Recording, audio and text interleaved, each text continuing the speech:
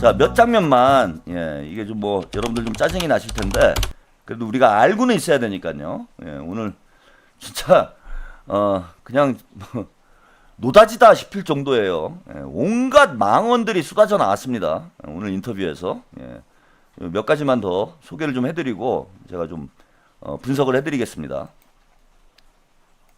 그러면 기획자는 어떤 역할을 하는 사람이에요? 일종의 제가 대선 후보들의 플랫폼 그리고 당대표로서 그분들을 키워내고 그분들의 경쟁력을 돋아주는 그런 역할을 하는 것이 좋겠다라는 생각이 들었습니다. 그러니까 본인은 대선 주자의 뜻이 전혀 없다. 네. 국민이 정하는 거 아닙니까? 그런 부분도 있죠. 근데 제가 지금 그렇다는 겁니다. 네. 본인 스스로 네. 평가했을 때 네. 나는 대선 후보는 아니다. 네. 그래서 나는 다른 대선 후보들이 성장할 수 있도록 플랫폼이 되겠다. 제가 제일 잘하는 게 사회 보는 겁니다. 사람들 띄워주는 거, 장점을 부각시켜주는 거. 네. 잘합니다. 자, 그러면 이제 요거 이제 본인 기자회견 한 걸 베이스로 제가 지금 여쭤보는 건데, 그러면 자, 뭐 아까 영상에서 잠깐 나왔던 얘기긴 한데, 예, 본인은 이제 대선 기획자로, 예, 사회를 보겠다. 아니, 당대표가 여러분 다 떠나서 당대표가 대선 후보 키우는 역할이 당대표의 역할이에요. 그리고 차기 당대표는 임기가 2년이에요. 그죠? 다음 총선까지 이제 당대표의 역할을 수행을 하게 됩니다. 그러면 총선 승리는 뒷전으로 밀어두고 당대표를 키우는 역할을 지금 차기 당대표가 하겠다라는 얘기입니까? 복만삼님, 대걸레가 할로윈 호박한테 질문하고 대답하는 것 같네요. 그리고 다 떠나서요. 이재명 대통령님 임기 중반이에요. 임기 2년차, 3년차에 차기 당대표가 합니다. 그런데 차기 당대표가 대선 후보를 대통령 임기 초반이에요, 아직은. 그죠? 초중반이 되는 거야. 2년차, 3년차니까 초중반이 되는 거예요. 그때 당대표가 대선 후보를 키워요? 그 대통령을 레임덕으로 만들겠다라는 겁니까? 아니, 그 얘기밖에 안 되잖아요. 대통령 임기 2년차, 3년차에, 임기 2년차, 3년차에 차기 대선 후보가 부각이 돼. 그게 뭐 조국이 됐건 누가 됐건 간에 차기 대선 후보가 주목이 되고 부각이 돼요. 그럼 대통령의 힘이 집중이 되겠습니까? 당연히 차기 쪽으로 무게중심이 넘어가게 될 거 아니에요. 아니, 그 다음 당대표는 모르겠어요. 대선을 치르게 되는, 대선을 관리하게 되는 차차기 당대표라면 뭐 그런 말이 나올 수도 있겠지. 그런데 대선과 아무 관계도 없는 차기 당대표가 대선 기획자 역할을 한다라는 게 이게 무슨 말도 안 되는 개수작들을 하고 있는 겁니까? 이 얘기는 이재명 대통령을 조기 레임덕으로 만들겠다라는 거 아니에요? 그 얘기밖에 더 됩니까? 차기가 2년차, 3년차에 부각이 되면 대통령은 당연히 힘이 빠지고 조기 레임덕이 올 수밖에 없는 거지. 이런 말 같지도 않은 얘기를 저는 방송에서 떠들어대고 있는지 기가 막혀요, 진짜. 게다가 얘들이 말하는, 아니 그러면은 본인이 사회만 보겠다고 하는데 그러면 김민석을 저렇게 욕하면 돼요? 한번 생각을 해보세요, 여러분. 지금 정청래가 본인은 대선 기획자가 돼서 사회만 보겠다 이렇게 얘기를 하잖아. 그러면은 차기 대선 주자 군들이 있을 거 아니에요. 뭐 대충 아는 거 아니에요. 그러면 이번 당대표 선거 경선 과정에서 김민석을 저렇게 악마화하고 청래당 의원들이 가짜뉴스까지 퍼뜨리고 털레반들이 허구한 날 모여가지고 김민석 욕하고, 이게 사회만 보고 있는 거예요, 여러분? 이게 사회예요? 아니, 심판이 권투시합을 하는데 심판이 한쪽 선수랑 같이 두들겨 패고 있는 거 아니야, 한쪽 선수를. 이게 무슨 대선 관리입니까? 이것도 앞뒤가 안 맞는다는 얘기를 하는 거예요. 결국은 자, 대선 기획자의 역할을 한다. 사회자의 역할을 한다라는 건 무슨 얘기냐면 조국 대통령 만들기에 앞잡이 노릇을 하겠다는 얘기밖에 안 되는 거지. 만약에 진짜 기획자고 진짜 사회자라면 민주당의 모든 대선 주자들이 그죠? 잘 성장하고 국민의 사랑을 받을 수 있도록 도와주는 역할을 해야 되잖아. 근데 지금 정청래가 하고 있는 게 뭡니까?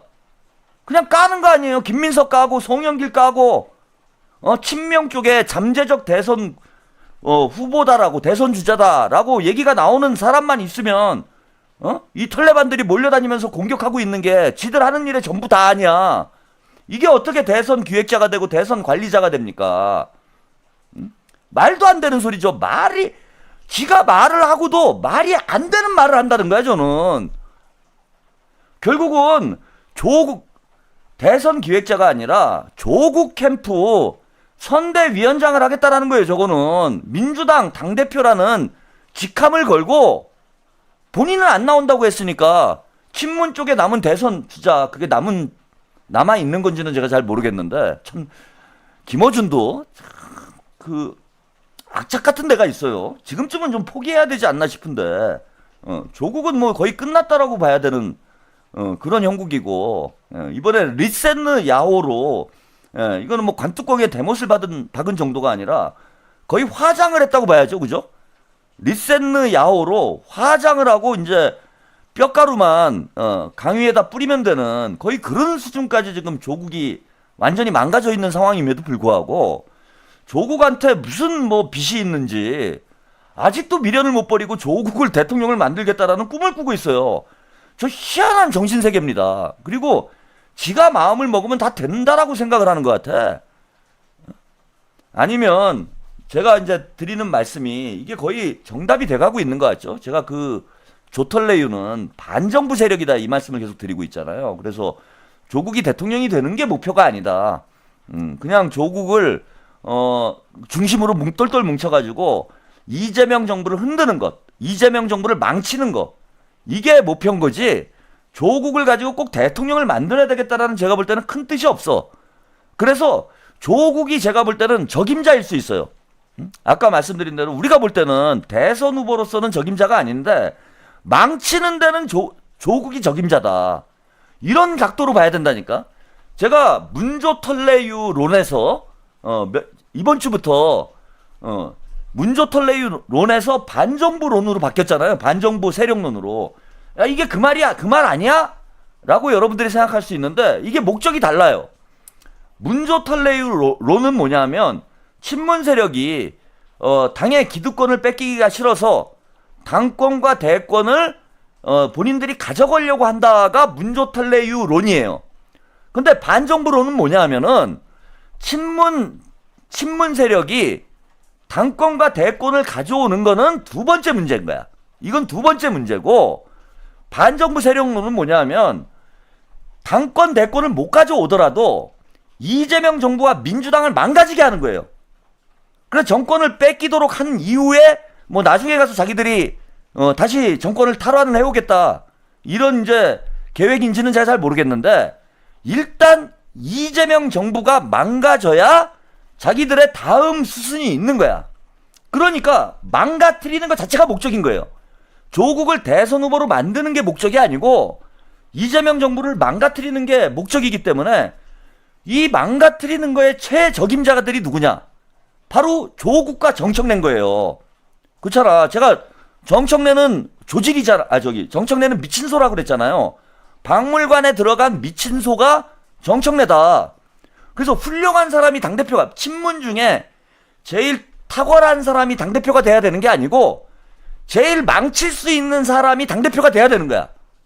그러니까 어디가 모자른 사람들을 계속 당대표나 대선 후보로 미는 거예요. 조직이도 그거잖아. 이게 모자라니까 막 망치는 거예요. 막 2030들하고 싸우고 리센느랑 싸우고 이런 망치는 역할을 하는 거야. 그런 면에서 보면은 우리가 볼 땐 이상하죠. 아, 저 어디 모자란 놈을 왜 자꾸 대선 후보로 미나, 이렇게 생각할 수 있는데 그게 아니다. 그게 아니고 망치는데 최적임자가 조국이기 때문에, 조직이기 때문에, 즉 이재명 정부를 조지는 게 목적이라는 거예요, 저는.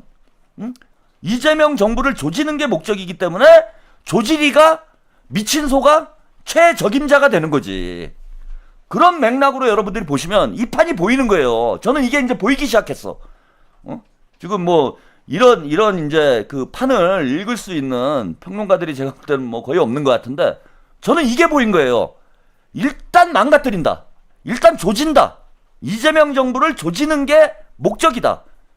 그러니까 아주 조털레유가 완벽하지. 이게 완벽한 조합이지.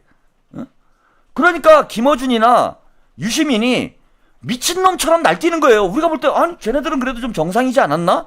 이렇게 생각을 하는데 지금 김어준이 정청래랑 인터뷰하는 걸 보시면은 이게 완전 제정신이 아니잖아.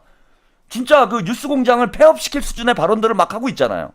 그리고 맛조개도 안 나와야 되잖아. 그럼 내일 또 나온대잖아요. 맛조개도. 맛조개가 그렇게 쥐어터지면서도 왜 계속 나오겠어? 계속 쥐어터지는 것 자체가 저는 목적이라는 거야. 망치는 게 목적이에요. 시끄럽게 만드는 거, 혼란스럽게 만드는 거, 카오스 그 자체가 목적이다. 그런 면에서 보면은 얘네들은 매우 합리적인 행동을 하고 있는 거죠. 유시민의 표현을 빌리자면 합 목적적인 활동을 하고 있는 거예요. 합 목적적인 정치를 하고 있는 거다. 자, 그리고 하나만 더 보시죠. 몇 개 더 있는데 너무 길어져 갖고 하나만 더 보시고 하겠습니다. 이 합당 문제는 어떤 형식으로 취할 겁니까? 제가 모두 발언에 말씀드렸다시피 총선 승리, 대선 승리, 정권 재창출이 우리의 목표이고 시대 정신이라면 작은 차이를 극복하고 그리고 좀 더 플러스 알파를 키우는 것. 그러면 국민의힘을 반대하는 많은 세력과 뭐 당까지 포함해서 합치는 것이 대선 승리의 가능성을 높이는 것 아니겠습니까? 그래서 이번에 당대표 한 번 더 하면 잘할 것 같습니다. 구체적으로 네. 김민석 후보 같은 경우는 흡수 통합의 방식을 얘기하는데 네. 구체적으로 조국혁신당을 놓고 어떤 통합의 방법이 어떤 차이가 있는 방법을 말 한마디로 천냥빚을 갚는다는 얘기가 있어요. 어다르고 아다르거든요. 같이 합시다 그러면서 기분 나쁘게 할 필요는 없다고 생각합니다. 악수를 하자면서 너는 무릎 꿇고 악수해. 이런 방식은 아니라고 생각합니다. 나중에 그것이 흡수통합의 형식이 될지 안 될지는 모르겠습니다만 서로 합치자고 할 때는 상대방의 기분을 좀 상하게 하는 이런 좀 가급적 피하는 것이 좋지 않을까 그런 생각을 합니다. 그러면 김민석 후보 흡수 통합이라면 정청래 후보는 당대당 통합이다 이렇게 말해야 그걸 됩니까? 지금 미리 얘기할 필요는 없다고 보고요. 그것 또한 민주당 당원들이나 조국혁신당 당원들이 합당에 대한 일단 찬성을 해야 되지 않습니까? 그래서 저는 당원들에게 먼저 물어봐야 된다. 조국당과의 합당에 대해서 찬성입니까 반대입니까? 그 물어보는 절차를 먼저 해야 된다고 생각합니다. 근데 이제 김민석 후보는 바로 이 대목 합당 추진이야말로 정청래 자기 정치였다 이렇게 지목했거든요. 이 지적에 대해서 어떻게 생각하세요? 그때 그런 얘기를 많이 했습니다. 제가 그 제안을 하기 전에 정청래가 조국이라는 뭐 저는 생각 안 합니다만 경쟁자를 당으로 끌어들이기 싫어서 합당이 소극적이다라는 또 그런 나름대로의 우리 진영 내의 비판이 있었어요. 그 전에 합당이 왜 안 되느냐라고 네. 했을 때는 그런 비판이 그래서 있었다. 합당 제안을 하니까 또 정청래는 당권, 조국은 대권을 먹으려고 하는 거다. 또 이렇게 공격을 했거든요. 조국 냉정하게 객관적으로 드라이하게 얘기하면 조국 대표를 민주당으로 끌어들여서 저한테 유리할 게 뭐가 있죠? 개인적으로 보면. 저는 그래서 자기 정치라는 단어는 경계가 없습니다. 모호합니다. 그래서 제가 그렇게 얘기했어요. 난 정당 방위하겠다. 아니 10년 전에 컷오프 공천 탈락했어도 나는 당을 위해서 덕분에 만들어 지원진 생각이 아니었다. 이것이 자기 정치냐. 오히려 선거 때 탈당하고 남의 당 후보 덮고 무속 출마하고 그런 게 자기 이익을 취하는 최악의 자기 정치다. 제가 이렇게 정당 방위를 했습니다. 자기 정치가 아니었다.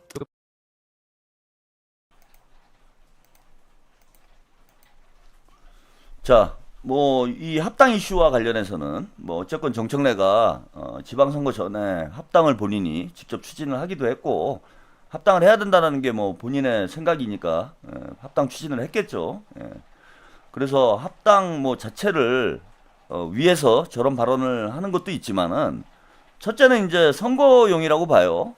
선거에서 이제 최대한 털레방과 조국 혁신당까지 최대한 친문 세력을 결집시키기 위해서 지금 이제 합당 얘기를 저는 또 꺼낸 것이 아닌가 이렇게 생각이 들고, 두 번째는 합당 이슈와 관련해서는 지난 2월 달에 저는 민주당이 이번 지방선거에 패배한 원인 중에 하나가 합당 문제였다라고 봐요. 합당 문제하고 검찰개혁 문제가 민주당이 지방선거를 패배하는 어쨌건 도화선이 됐다. 그 왜 그렇게 되냐면 합당 발표 이후에 민주당 내에 이제 분열이 본격화가 돼요. 그리고 민주당 내부 투쟁이 격렬하게 진행이 됩니다. 선거를 앞두고 있는 시점에 어느 당이건 당이 똘똘 뭉쳐야 되는데 그것도 내부적인 예를 들면 뭐 공천 갈등이나 뭐 이런 문제 때문에 갈등이 생기는 거야. 뭐 피하기가 좀 어려운 부분이 있죠. 그런데 굳이 선거를 4개월도 채 안 남겨둔 시점에 합당 이슈를 꺼내가지고 당이 분열되도록 만들었다라는 거예요. 그리고 지방선거 때까지 여러분 한번 잘 돌이켜서 보세요. 자, 지방선거 때까지 민주당이 한 일은 뭐냐? 계속 내부 투쟁이에요. 국민의힘도 그랬기 때문에 뭐 그나마 데미지가 적긴 했는데 지방선거 전까지 민주당은 선거를 지는 방향으로만 계속 나갔다라는 거야. 자, 2월 달에 합당 사태 터져가지고 좀 잠잠해질까 했더니 합당 사태가 이제 봉합이 됐어요. 근데 3월 달, 4월 달엔 또 검찰개혁 문제를 가지고 민주당 내부에서 치열하게 또 갈등이 벌어졌습니다. 그렇죠? 그 다음에 5, 6월 달에는 어떻게 됐어요? 공천 문제 가지고 전북을 비롯해서 평택까지 공천 문제를 가지고 또 내부 투쟁이 심각하게 벌어졌습니다. 그리고 본 선거에서도 잘 보세요. 본 선거의 초점이 여러분 우리도 어찌 보면 말려들은 것일 수도 있는데 자, 본 선거 때 여러분들이 제일 관심 지역구가 어디였습니까? 지난 지방선거 때 우리의 최대 관심 지역구가 어디였어요? 부산이었습니까? 경남이었어요? 대구였습니까? 우리 민주당 당원들이 모두 초점을 모았던 최대 관심 지역구는 어디냐면 평택을이었어요. 평택을. 그 다음이 전북이었어.